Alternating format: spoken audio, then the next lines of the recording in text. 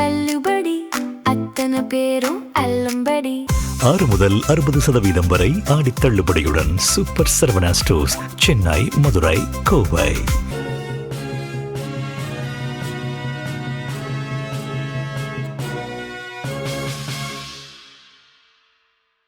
வணக்கம். ஜெம் செய்திகளுக்காக நான் பிரீதா. இந்திய நேரப்படி காலை 8:30 மணி செய்திகள். முதலில் ஜெம் தலைப்பு செய்திகளை காணலாம். கிளாஸ்கோ காமன்வெல்த் போட்டியில் வெண்கல பதக்கம் வென்ற பிந்தியா ராணி தேவி சொரோகேபாம். பிரதமர் நரேந்திர மோடி நல்வாழ்த்து. காவிரி ஆற்றின் குறுக்கே அணை கட்ட தமிழ்நாட்டின் அனுமதி தேவையில்லை. மத்திய ஜல்சக்தி துறை இணை அமைச்சர் அறிவிப்பு. நாமக்கல் கவிஞர் மாளிகைக்கு மாறுகிறது முதலமைச்சர் அறை. தமிழ்நாடு அரசு அதிகாரப்பூர்வமாக அறிவிப்பு. நாங்கள் அமெரிக்காவுடன் எந்த பேச்சுவார்த்தையிலும் ஈடுபடவில்லை. ஈரான் வெளியுறவு அமைச்சகத்தின் செய்தி தொடர்பாளர் இஸ்மாயில் பாகாயி திட்டவட்டம். காமன்வெல்த் பாரா தடகள பிரிவு போட்டி. இந்தியாவின் ஷர்மிளா தன்கர் தங்க பதக்கத்தை வென்று வரலாற்று சாதனை. இனி விரிவான செய்திகளை காணலாம். கிளாஸ்கோ காமன்வெல்த் போட்டியில் வெண்கல பதக்கம் வென்ற பிந்தியா ராணி தேவி சொரோகேபாமுக்கு பிரதமர் நரேந்திர மோடி தனது மனமார்ந்த வாழ்த்துக்களை தெரிவித்துள்ளார். பிரதமர் மோடி தனது சமூக வலைதள பக்கத்தில் வாழ்த்து செய்தி ஒன்றை வெளியிட்டுள்ளார். அதில் பளுதூக்குதலில் இந்தியாவிற்கு மேலும் ஒரு பதக்கம் கிடைத்துள்ளதாக குறிப்பிட்டுள்ளார். கிளாஸ்கோ காமன்வெல்த் போட்டியில் மகளிருக்கான 58 கிலோ பிரிவில் வெண்கல பதக்கம் வென்ற பிந்தியா ராணி தேவி சொரோகேபாமைக்கு குறித்து பெருமை கொள்வதாக தெரிவித்துள்ளார். அவரது இந்த வெற்றி அவரது கடின உழைப்பிற்கும் விடாமுயற்சிக்கும் கிடைத்த சான்றாகும் என்று குறிப்பிட்டுள்ளார். மேலும் அவரது எதிர்கால முயற்சிகளுக்கு தனது மனமார்ந்த வாழ்த்துக்களை தெரிவித்துள்ளார். காவிரி ஆற்றின் குறுக்கே அணை கட்ட தமிழ்நாட்டின் அனுமதி தேவையில்லை என்று மத்திய ஜல்சக்தி துறை இணை அமைச்சர் ராஜ்பூஷன் சௌத்ரி தெரிவித்துள்ளார். மாநிலங்களவையில் நாடாளுமன்ற உறுப்பினர் அன்புமணி மேகதாது அணை குறித்து சில கேள்விகளை எழுப்பியுள்ளார். இதற்கு மத்திய ஜல்சக்தி துறை இணை அமைச்சர் ராஜ்பூஷன் சௌத்ரி எழுத்துப்பூர்வமாக பதில் அளித்துள்ளார். அதில் காவிரி நீர் தொடர்பான பிரச்சினை குறித்து உச்சநீதிமன்றம் கடந்த 2018 ஆண்டு பிப்ரவரி மாதம் 16ஆம் தேதி வழங்கிய தீர்ப்பின்படி காவிரி ஆற்றின் குறுக்கே எந்த வகையான கட்டமைப்பையும் அமைப்பதற்கு கர்நாடகா, தமிழ்நாடு, கேரளம் உள்ளிட்ட மாநிலங்களின் ஒப்புதலை பெற வேண்டும் என்று எங்கும் குறிப்பிடவில்லை என்று தெரிவித்துள்ளார். மேலும் அந்த தீர்ப்பில் காவிரி நீர் தீர்ப்பாயம் 2007ஆம் ஆண்டு வழங்கிய தீர்ப்பின் 18வது பிரிவு பொருத்தமானது என்று குறிப்பிட்டுள்ளார். அதாவது இந்த தீர்ப்பாயத்தின் எந்த உத்தரவும் எந்த மாநிலமும் தனது மாநில எல்லைக்குள் நீரை பயன்படுத்துவதை ஒழுங்குபடுத்துவதற்கான அதன் உரிமை, அதிகாரம் அல்லது ஆற்றலை குறைக்கவோ பாதிக்கவோ கூடாது என்று தெரிவித்துள்ளார். கர்நாடகாவின் மேகதாது நீர்த்தேக்கம் மற்றும் குடிநீர் திட்டம் தொடர்பான விரிவான திட்ட அறிக்கை கடந்த 2019ஆம் ஆண்டு சமர்ப்பிக்கப்பட்டதாக தெரிவித்துள்ளார். அந்த திட்ட அறிக்கை காவிரி நீர் தீர்ப்பாயத்தின் தீர்ப்புக்கு இணங்கவும் தற்போது நடைமுறையில் உள்ள மத்திய நீர்வள ஆணையத்தின் வழிகாட்டுதல்களின்படியும் திருத்தப்பட்ட விரிவான திட்ட அறிக்கையை சமர்ப்பிக்குமாறு கேட்டு திட்ட அதிகாரிகளிடம் திருப்பி அனுப்பப்பட்டுள்ளதாக தெரிவித்துள்ளார். காவிரி நீர் பங்கீடு தொடர்பாக காவிரி நீர் ஒழுங்காற்றுக்குழு, காவிரி நீர் மேலாண்மை ஆணையம் ஆகியவை 2 வாரங்களுக்கு ஒருமுறை நிலைமையை ஆய்வு செய்து தேவையான அளவு தண்ணீர் திறந்துவிடுமாறு கர்நாடக அரசுக்கு உரிய உத்தரவுகளை வழங்கி வருவதாக தெரிவித்துள்ளார். முதலமைச்சர் அறை நாமக்கல் கவிஞர் மாளிகைக்கு மாறுகிறது என்று தமிழ்நாடு அரசு அதிகாரப்பூர்வமாக அறிவித்துள்ளது. தமிழ்நாடு அரசு முதலமைச்சர் ஜோசப் விஜயின் அலுவலகம் நாமக்கல் கவிஞர் மாளிகையின் 10வது தளத்திற்கு மாற உள்ளதாக அதிகாரப்பூர்வமாக அறிவித்துள்ளது. இதன்படி முதலமைச்சரின் செயலாளர்கள், ஆலோசகர்களின் அறை 10வது மாடிக்கு மாறுகிறது என்றும் 10வது மாடியில் உள்ள செய்தி மற்றும் மக்கள் தொடர்பு துறையின் பல்வேறு பிரிவுகள் கலைவாணர் அரங்கிற்கு மாற்றப்படுவதாகவும் அறிவிக்கப்பட்டுள்ளது. தற்போதைய பிரதான கட்டிடத்தில் நிலவும் கடுமையான இடப்பற்றாக்குறை காரணமாக இந்த மாறுதல் நடைபெறுவதாக தெரிவித்துள்ளது. ஆனால் அரசியல் வட்டாரத்தில் தற்போதைய அறை வாஸ்துபடி இல்லை என்றும் ஆட்சியில் தொடர்ந்து நீடிக்க உயரமான இடத்தில் அமர வேண்டும் என்ற ஜோதிடரின் ஆலோசனையும் இதற்கு காரணம் எனவும் பரவலாக பேசப்படுகிறது என்பது குறிப்பிடத்தக்கது. நாங்கள் அமெரிக்காவுடன் எந்த பேச்சுவார்த்தையிலும் ஈடுபடவில்லை என்று ஈரான் வெளியுறவு அமைச்சகத்தின் செய்தி தொடர்பாளர் இஸ்மாயில் பாகாயி திட்டவட்டமாக தெரிவித்துள்ளார். அமெரிக்க அதிபர் டொனால்ட் ட்ரம்ப் ஏர்போர்ஸ் 1 விமானம் ஒன்றில் செய்தியாளர்களிடம் பேசினார். அப்போது பிராந்தியத்தையும் உலக பொருளாதாரத்தையும் உலுக்கியுள்ள இந்த போரை புதுப்பிக்கப்பட்ட ராஜதந்திர முயற்சிகள் முடிவுக்கு கொண்டு வரக்கூடும் என்று தனது நம்பிக்கையை தெரிவித்தார். மேலும் ஏதாவது நடப்பதற்கு நல்ல வாய்ப்பு இருப்பதாக தான் நினைப்பதாக தெரிவித்தார். தனக்கு மிகுந்த பொறுமை இருக்கிறது எனவும் என்ன நடக்கிறது என்று பார்ப்போம் எனவும் கூறினார். இதைத் தொடர்ந்து ஈரான் வெளியுறவு அமைச்சகத்தின் செய்தி தொடர்பாளர் இஸ்மாயில் பாகாயி செய்தியாளர்களிடம் பேசினார். அப்போது பிராந்தியத்தில் நிலவும் தற்போதைய நிகழ்வுகள் குறித்து அமெரிக்க தரப்பிலிருந்து மத்தியஸ்தர்கள் தங்களுக்கு தகவல்களை தெரிவிக்கலாம் என்று கூறினார். ஆனால் தற்சமயம் நாங்கள் அமெரிக்காவுடன் எந்த பேச்சுவார்த்தையிலும் ஈடுபடவில்லை என்று திட்டவட்டமாக தெரிவித்தார்.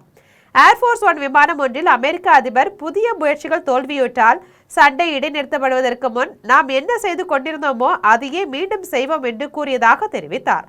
அந்த விஷயம் தொடர்பாக போர் தொடங்கி கிட்டத்தட்ட 5 மாதங்களுக்கு பிறகு அமெரிக்காவின் வெடிமருந்து கையிருப்பு குறைந்து வருகிறது என்ற கவலைகளை அவர் நிராகரித்தார். தங்களிடம் ஏராளமான வெடிமருந்துகள் உள்ளதாகவும் நடுத்தர ரக ஆயுதங்களும் தங்களிடம் ஏராளமாக உள்ளதாகவும் தெரிவித்தார். காமன்வெல்த் பாரா தடகள பிரிவு போட்டியில் இந்தியாவின் ஷர்மிளா தன்கர் தங்கப் பதக்கத்தை வென்று வரலாறு படைத்துள்ளார். ஸ்காட்லாந்தின் கிளாஸ்கோ நகரில் 2026 காமன்வெல்த் விளையாட்டுப் போட்டிகளில் பெண்களுக்கான பாரா தடகள பிரிவின் குண்டு எறிதல் போட்டி நடைபெற்றது.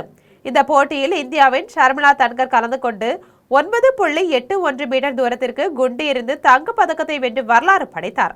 இதன் மூலம் காமன்வெல்த் போட்டிகளில் பாரா தடகள பிரிவில் பதக்கம் வெல்ல இந்தியாவின் 20 ஆண்டு கால காத்திருப்புக்கு முற்றுப்புள்ளி வைத்தார். இதைத் தொடர்ந்து காமன்வெல்த் ஆடவர் உயரம் தாண்டுதல் பிரிவு போட்டியில் இந்தியாவின் சர்வேஷ் குஷாரே 2.25 மீட்டர் உயரத்தை தாண்டி வெள்ளி பதக்கத்தை வென்றார். மேலும் ஆண்களுக்கான 79 கிலோ பளுதூக்கு பிரிவில் இந்தியாவின் அஜய் பாபு மொத்தம் 149 கிலோ எடையை தூக்கி வெள்ளி பதக்கம் வென்றார். கோவையில் நடைபெற்ற மருத்துவர்கள் தின விழாவில் பிற்படுத்தப்பட்டோர் நலத்துறை அமைச்சர் வி சம்பத்குமார் பங்கேற்று 56 மருத்துவர்களுக்கு விருது வழங்கி கௌரவித்தார். இந்திய மருத்துவ சங்கத்தின் கோவை கிளை சார்பில் மருத்துவர்கள் தின விழா கோவை IMA அரங்கில் நடைபெற்றது. விழாவிற்கு இந்திய மருத்துவ சங்க கோவை கிளையின் தலைவர் டாக்டர் பி கோஷல்ராம் தலைமை தாங்கி வரவேற்புரை ஆற்றினார். கௌரவ செயலாளர் டாக்டர் டி பரமேஸ்வரன் ஆண்டறிக்கை வாசித்தார். விழாவில் பிற்படுத்தப்பட்டோர் நலத்துறை அமைச்சரும் கோவை வடக்கு சட்டமன்ற உறுப்பினருமான வி சம்பத்குமார் சிறப்பு விருந்தினராக கலந்து கொண்டு சிறப்புரையாற்றினார். மேலும் சிறப்பு அழைப்பாளர்களாக தமிழ்நாட்டில் தேர்ந்தெடுக்கப்பட்ட IMA தலைவர் டாக்டர் AK ரவிக்குமார், மேற்கு மண்டல துணைத் தலைவர் டாக்டர் CB சண்முக சுந்தரம், முன்னாள் மாநில செயலாளர் டாக்டர் S கார்த்திக் பிரபு ஆகியோர் பங்கேற்று வாழ்த்துரை வழங்கினர். விழாவின் தொடக்கமாக IMA கோவை நுண்கலை குழுவினரின் சிறப்பு பண்பாட்டு கலை நிகழ்ச்சிகள் நடைபெற்றன. அதனைத் தொடர்ந்து பிரார்த்தனை பாடல், மருத்துவர்கள் உறுதிமொழி மற்றும் கொடியேந்தி மரியாதை செலுத்துதல் உள்ளிட்ட நிகழ்ச்சிகள் நடைபெற்றன. விழாவின் முக்கிய நிகழ்வாக மருத்துவர்களின் சேவையை பாராட்டும் வகையில் விருதுகள் வழங்கும் விழா நடைபெற்றது. விழாவில் பங்கேற்ற அமைச்சர் சம்பத்குமார் 56 மருத்துவர்களுக்கு விருதுகளை வழங்கி கௌரவித்தார். விழா நிறைவில் நிதி செயலாளர் டாக்டர் R பாலமுருகன் நன்றி தெரிவித்தார். அரக்கோணத்தில் தமிழக வெற்றிக் கழக ஒன்றிய செயலாளர் அலுவலகத்தை கூட்டுறவுத்துறை அமைச்சர் காந்திராஜ் திறந்து வைத்தார். ராணிப்பேட்டை மாவட்டம் அரக்கோணம் பரமேஸ்வரம் மங்கலம் கிராமத்தில் தமிழக வெற்றி கழகத்தின் ஒன்றிய செயலாளர் அலுவலக திறப்பு விழா ஒன்றிய செயலாளர் ஜெய்சங்கர் தலைமையில் நடைபெற்றது. விழாவில் சிறப்பு அழைப்பாளர்களாக கூட்டுறவுத்துறை அமைச்சர் காந்திராஜ் கலந்து கொண்டு பரமேஸ்வரம் மங்கலம் கிராமத்தில் தாவேக ஒன்றிய செயலாளர் அலுவலகத்தை திறந்து வைத்தார். அதனைத் தொடர்ந்து பொதுமக்களுக்கு இனிப்புகள் மற்றும் அன்னதானம் வழங்கினார். விழாவில் தமிழக வெற்றி கழக முக்கிய பொறுப்பாளர்கள், பல்லூர் ஊராட்சி மன்ற தலைவர் பிரதாப் உட்பட ஏராளமானோர் கலந்து கொண்டனர். எதிர்க்கட்சிகள் மீது கைது நடவடிக்கை மேற்கொள்வதை மட்டுமே தாவேக அரசு பணியாக மேற்கொண்டு வருகிறது என்று எதிர்க்கட்சித் தலைவர் உதயநிதி குற்றம் சாட்டியுள்ளார். திருநெல்வேலி மாவட்டம் பாளையங்கோட்டை மத்திய சிறையில் அடைக்கப்பட்டுள்ள விளாத்திக்குளம் சட்டமன்ற உறுப்பினர் மார்க்கண்டேயனை சந்தித்த பின் தனியார் நட்சத்திர விடுதியில் தமிழக எதிர்க்கட்சித் தலைவர் உதயநிதி செய்தியாளர்களை சந்தித்து பேசினார். அப்போது சட்டமன்ற உறுப்பினர் மார்க்கண்டேயனை சந்தித்து ஆறுதல் தெரிவித்ததாக கூறினார். எதிர்க்கட்சிகள் மீது கைது நடவடிக்கை மேற்கொள்வதை மட்டுமே இந்த அரசு பணியாக மேற்கொண்டு வருகிறது என்றும் அவர்கள் கட்சியினரே பல்வேறு குற்றச்சாட்டுகளை முன்வைத்துள்ளார்கள். அது குறித்து இதுவரை எந்த நபர்கள் மீதும் நடவடிக்கையும் எடுக்கவில்லை என்றும் குற்றம் சாட்டினார். திமுக சட்டமன்ற உறுப்பினர்களை கைது செய்வதும் அதிமுக சட்டமன்ற உறுப்பினர்களை சோபா கொடுத்து விலைக்கு வாங்குவதும் இந்த அரசு முழுநேர பணியாக மேற்கொண்டு வருவதாக விமர்சித்தார். சட்டமன்ற உறுப்பினர் மார்க்கண்டேயன் அவர்கள் வந்து தெரியும், 8 நாட்களாக சிறையில் அடைக்கப்பட்டிருக்கிறாரு. இந்த அரசை வந்து தவறாக பேசிட்டாரு, அவர் மீது வழக்கு போட்டு ஒரு மிரட்டுகின்ற பணியை இந்த செஞ்சு கொண்டிருக்கிறது. எங்களுடைய தலைவரின் அறிவுறுத்தல் அவரை சந்தித்து அவரை நலம் விசாரிக்கிறதுக்காக அவர் பார்க்கறதுக்காக வந்தார். நானும் நம்முடைய முன்னாள் அமைச்சர் ஈராஜன் அவர்களும் நம்முடைய சட்டமன்ற உறுப்பினர் அனிதா ராதாகிருஷ்ணன் அவர்களும் போய் நேரில் அவரை சந்தித்து நல்லா விசாரிச்சுட்டு வந்திருக்கோம். திருநள்ளாறு பகுதியில் தர்மபுரம் ஆதீனம் சார்பில் ஒருங்கிணைந்த பாரம்பரிய சுகாதார பூங்கா மற்றும் பல்வேறு வளர்ச்சி திட்டங்களுக்கு புதுச்சேரி துணைநிலை ஆளுநர் கைலாசநாதன் அடிக்கல் நாட்டினார். புதுச்சேரி மாநிலம் திருநள்ளாறில் தர்மபுரம் ஆதீனம் சார்பில் ஆயுஷ் மருத்துவ ஆராய்ச்சி மையம் 200 ஏக்கர் பரப்பில் மூலிகை மருந்து உற்பத்தி, யோகா மையம் உள்ளிட்ட பல்வேறு திட்டங்களுக்கு அடிக்கல் நாட்டும் நிகழ்ச்சி நடைபெற்றது. இந்நிகழ்ச்சியில் புதுச்சேரி துணைநிலை ஆளுநர் கைலாசநாதன், தர்மபுர ஆதீனம் மாசிலாமணி தேசிக ஞான சம்பந்த பரமாச்சாரிய சுவாமிகள், புதுச்சேரி அமைச்சர் ராஜசேகரன், சட்டமன்ற உறுப்பினர்கள் ஆகியோர் பல்வேறு திட்டங்களுக்கு அடிக்கல் நாட்டினர். அதனைத் தொடர்ந்து IAS அகாடமி மற்றும் ஜோதிட வகுப்புகளை தொடங்கி வைத்தனர். இந்நிகழ்ச்சியில் பேசிய துணைநிலை ஆளுநர் கைலாஷ்நாதன், தர்மபுர ஆதீனம் ஆன்மீக பணியை மட்டுமன்றி சமூக பணியிலும் தொடர்ந்து ஈடுபட்டு வருவது பாராட்டுக்குரியது என்று தெரிவித்தார். விவசாயிகளின் நலனை கருத்தில் கொண்டு நெல் மூட்டைகளை பாதுகாப்பாக தர்மபுரம் ஆதீனம் தனது சொந்த இடங்களை எந்தவித எதிர்பார்ப்புமின்றி தமிழக அரசுக்கு வழங்கியுள்ளது மிகப்பெரிய சேவை என்று குறிப்பிட்டார். நாகையில் விடுதலை சிறுத்தைகள் கட்சி தொழிலாளர் விடுதலை முன்னணி சார்பில் ஆலோசனை கூட்டம் நடைபெற்றது. நாகப்பட்டினம் அரசு போக்குவரத்து கழக கிளையில் விடுதலை சிறுத்தைகள் கட்சியின் தொழிலாளர் விடுதலை முன்னணி சார்பில் புதிய உறுப்பினர் சேர்க்கை மற்றும் ஆகஸ்ட் 17ஆம் தேதி VCK தலைவர் திருமாவளவன் பிறந்த நாளையொட்டி நடைபெறவுள்ள தமிழ் தேசிய எழுச்சி மாநாட்டில் பங்கேற்பது தொடர்பான ஆலோசனை கூட்டம் நடைபெற்றது. நாகை மண்டல பொருளாளர் கார்த்தி தலைமையில் நடைபெற்ற கூட்டத்தில் பேரவை பொதுச் செயலாளர் அண்ணாதுரை உள்ளிட்ட நிர்வாகிகள் பங்கேற்று உரையாற்றினர். தொடர்ந்து நாகை கிளையின் தலைவராக மேகநாதன், செயலாளராக பாஸ்கரன், பொருளாளராக தமிழ்மாறன் உள்ளிட்ட புதிய கிளை நிர்வாகிகள் நியமிக்கப்பட்டனர். மேலும் இந்த மாநாட்டிற்கு நாகப்பட்டினம் கிளை சார்பில் தனி வாகனத்தில் சென்று பங்கேற்பது என தீர்மானம் நிறைவேற்றப்பட்டது. இறுதியில் கிளை செயலாளர் பாஸ்கரன் நன்றி தெரிவித்தார். திருப்பத்தூரில் தனியார் நிறுவனம் சார்பில் நடைபெற்ற மாபெரும் இலவச மருத்துவ பரிசோதனை மற்றும் சமூக நலத்திட்ட நிகழ்ச்சி முகாமில் 100க்கும் மேற்பட்ட சிறப்பு மருத்துவர்கள் கலந்து கொண்டு பயனாளிகளுக்கு ஆலோசனைகள் வழங்கினர். திருப்பத்தூரில் தனியார் நிறுவனம் சார்பில் மாபெரும் இலவச மருத்துவ பரிசோதனை மற்றும் சமூக நலத்திட்ட நிகழ்ச்சி முகாம் நடைபெற்றது. இம்முகாமில் 25க்கும் மேற்பட்ட புகழ்பெற்ற மருத்துவமனைகளில் இருந்து 100க்கும் மேற்பட்ட சிறப்பு மருத்துவர்கள் கலந்து கொண்டு இரத்த அழுத்தம், சர்க்கரை நோய் முதல் இருதயம் வரை சார்ந்து ஏற்படுகின்ற பிரச்சனைகள் குறித்து ஆலோசனை வழங்கினர். இந்நிகழ்ச்சியில் சிறப்பு விருந்தினராக கலந்து கொண்ட திரைப்பட பாடல் ஆசிரியரும் நடிகருமான ஸ்நேகன் பேசிய போது, எந்தவித லாப நோக்கமும் இல்லாமல் சேவை மனப்பான்மையுடன் புகழ்பெற்ற மருத்துவமனையிலிருந்து தன்னார்வலுடன் ஒன்றிணைந்து 100க்கும் மேற்பட்ட மருத்துவர்கள் இலவச மருத்துவ முகாமில் கலந்து கொண்டு பொதுமக்களுக்கு சேவை செய்வதாக புகழாரம் சூட்டினார். ஜாதிய ஆணவ படுகொலைக்கு எதிரான சட்டத்தை பட்ஜெட் கூட்டத்தொடரில் இயற்ற வேண்டும் என்று தமிழக அரசுக்கு மார்க்சிஸ்ட் கம்யூனிஸ்ட் கட்சியின் மாநில செயற்குழு உறுப்பினர் சாமுவேல்ராஜ் வலியுறுத்தியுள்ளார்.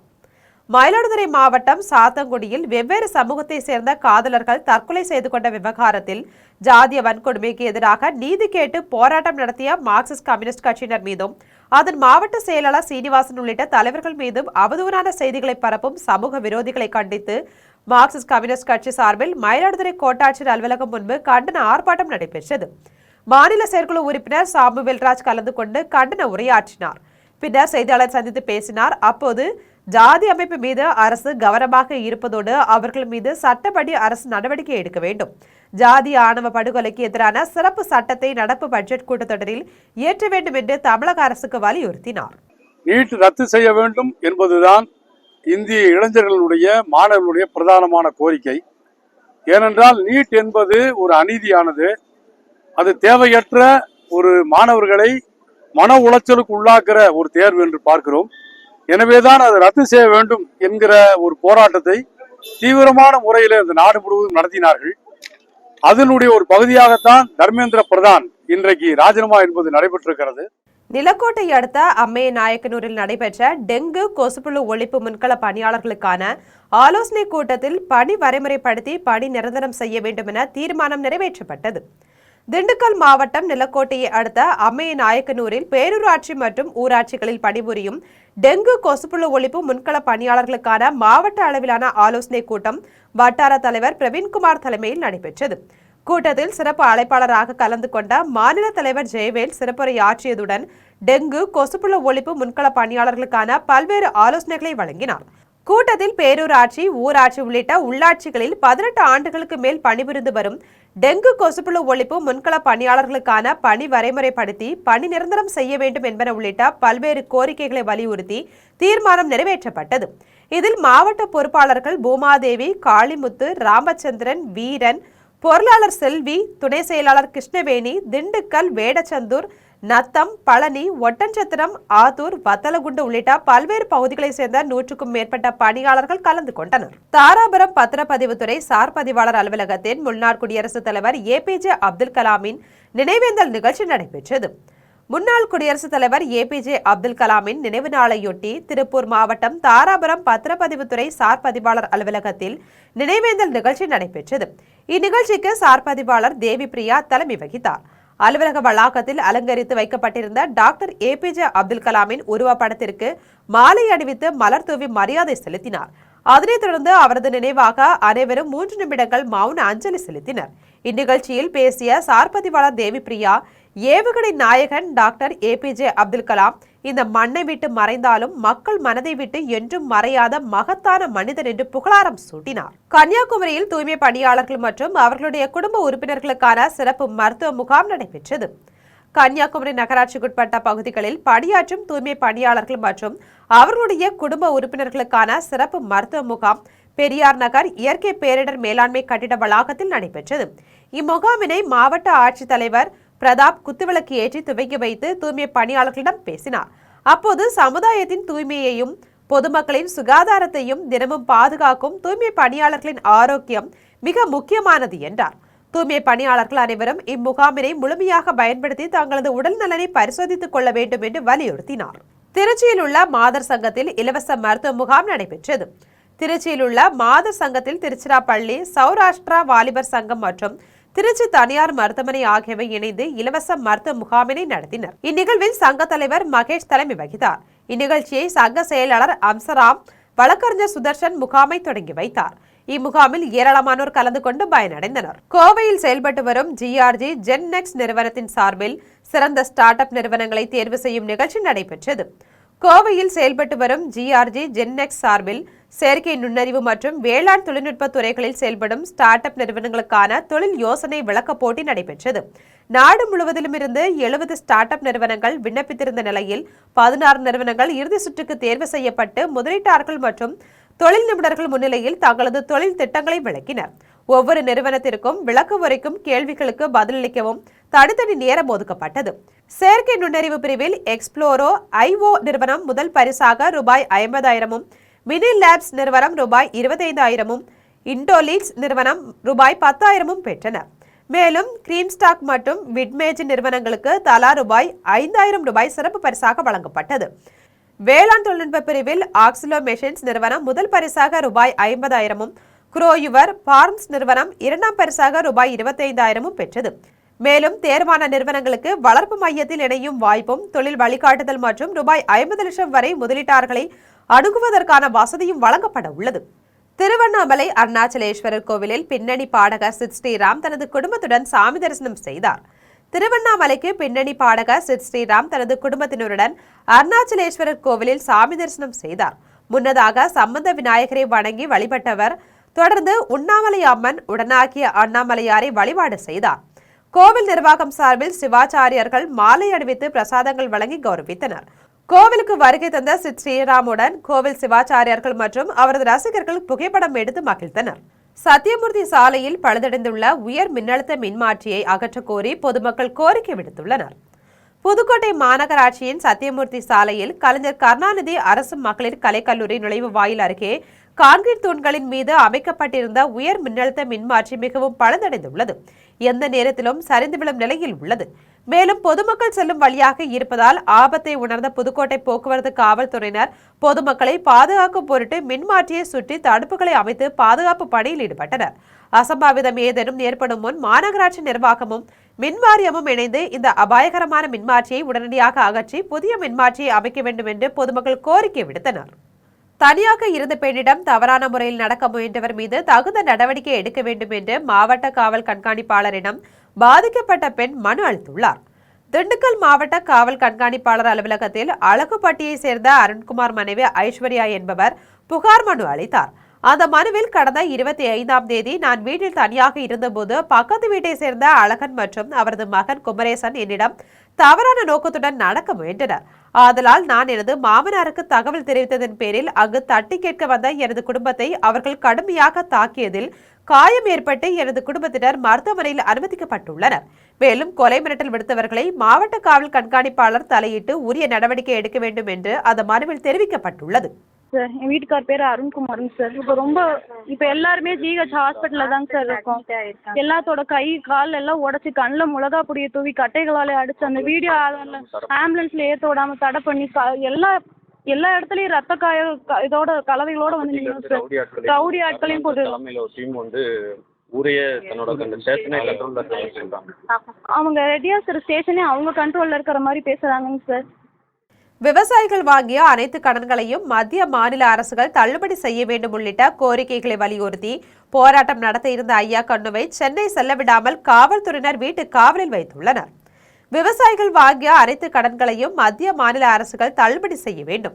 காவிரியில் தண்ணீரை திறந்துவிட மறுத்து வரும் கர்நாடக அரசு ரூபாய் 1 லட்சம் கோடி தரக்கோரி உச்சநீதிமன்றத்தில் தமிழக அரசு வழக்கு தொடர வேண்டும் என்பன உள்ளிட்ட பல்வேறு கோரிக்கைகளை வலியுறுத்தி தேசிய தென்னிந்திய நதிகள் இணைப்பு விவசாயிகள் சங்க தலைவர் ஐயா கண்ணு தலைமையில் சென்னை தலைமைச் செயலகம் முன்பு போராட்ட திட்டம் தீட்டினர். இந்நிலையில் ஐயா கண்ணுவை சென்னை செல்ல விடாமல் காவல்துறையினர் வீட்டு காவலில் வைத்துள்ளனர். இதையடுத்து அவருடன் காவல்துறை நடத்திய பேச்சுவார்த்தையில் காவல்துறை பாதுகாப்புடன் 4 பேர் மட்டும் சென்னை சென்று முதல்வர் தனிப்பிரிவில் மனு அளிக்கிறோம் என்று அவர்கள் உத்தரவாதம் அளித்ததை அடுத்து சென்னை செல்ல அனுமதி அளிப்பதாக காவல்துறையினர் தெரிவித்தனர். லாபகரமான விலையை கொடுப்பது மத்திய சர்க்கார் தான், அதனுடைய கடமை. அங்கே தான் காஸ்ட் அண்ட் பிரைஸ் கமிஷன் டெல்லியில் தான் இருக்குது. பிரதம மந்திரியும் பிரைம் மினிஸ்டர் தான், ஃபைனான்ஸ் மினிஸ்டர் தான் அந்த முடிவு பண்ணுறவங்க. எங்களுக்கு கொடுக்கவே இல்லை. ஒரு டன் கரும்பு 90 ரூபா வைக்கும்போது வாத்தியாருக்கு 90 ரூபா சம்பளம். இன்றைக்கி வாத்தியாருக்கு 1,20,000 கரும்பு 3,500 தான். அது 1333 மடங்கு ஏறிடுச்சு அவங்களுக்கு. எங்களுக்கு 34 மடங்கு தான் ஏறியிருக்கு. 40 ரூபா ஒரு 60 கிலோ நெல் 40 ரூபா விற்கும் பொழுது ஸ்டேட் பேங்க் மேனேஜருக்கு 150 தான் சம்பளம். தாராபுரத்தில் தமிழ்நாடு மின் உற்பத்தி மற்றும் பகிர்மான ஒப்பந்த தொழிலாளர்கள் கூட்டமைப்பு சார்பில் பணி நிரந்தரம் உள்ளிட்ட கோரிக்கைகளை வலியுறுத்தி கவன ஈர்ப்பு ஆர்ப்பாட்டத்தில் ஈடுபட்டனர்.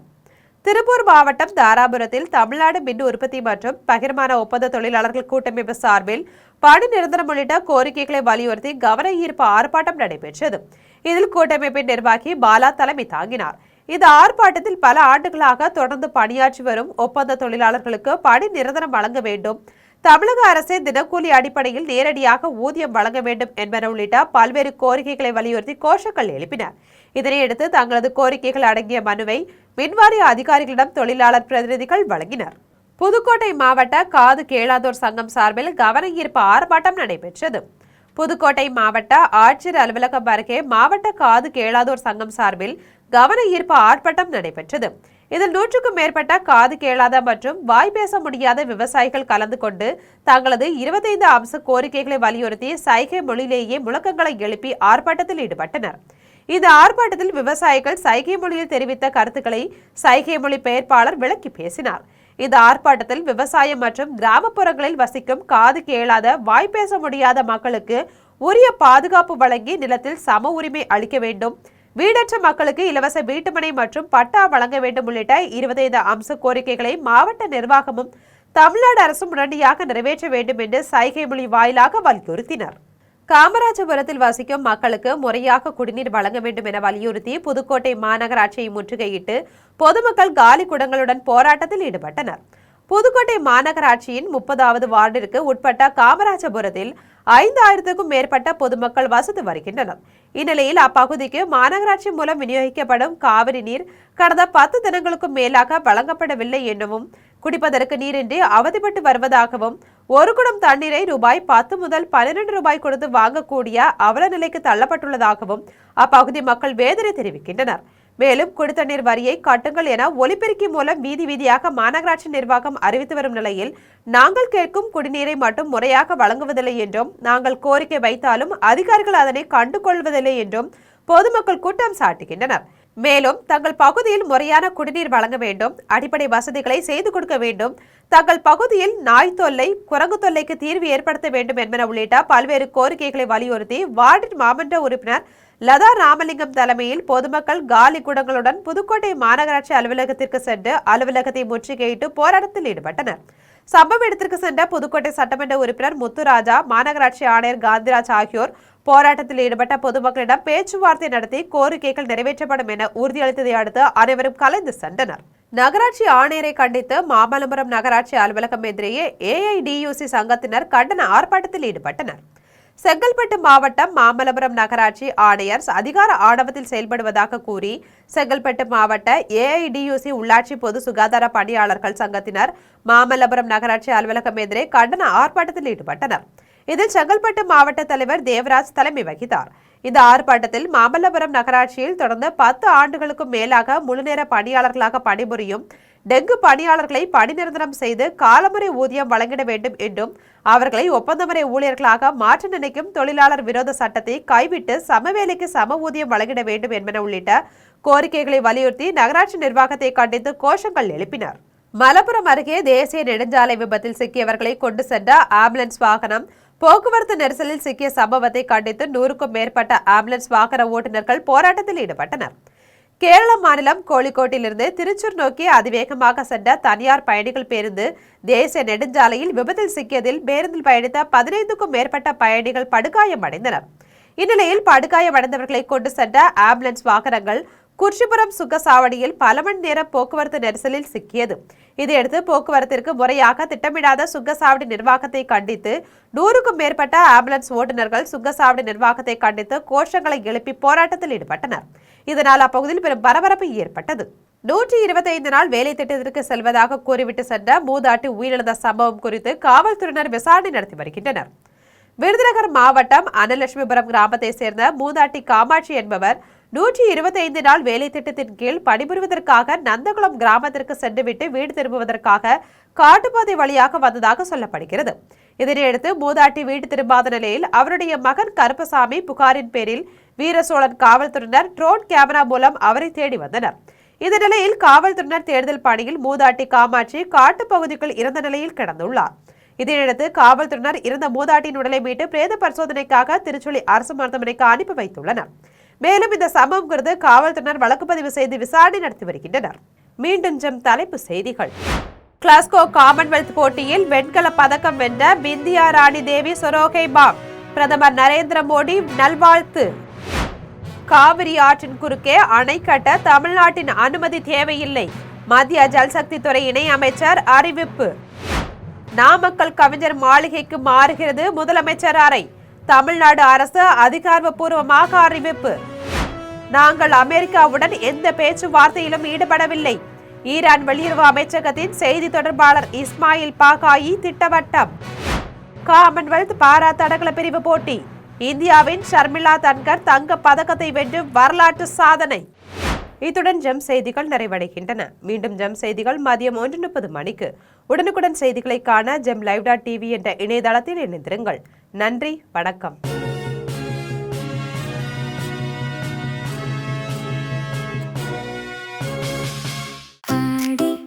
தள்ளுபடி அத்தனை பேரும் அல்லும்படி 6 முதல் 60% வரை ஆடி தள்ளுபடியுடன் சூப்பர் சரவணா ஸ்டோர்ஸ், சென்னை, மதுரை, கோவை.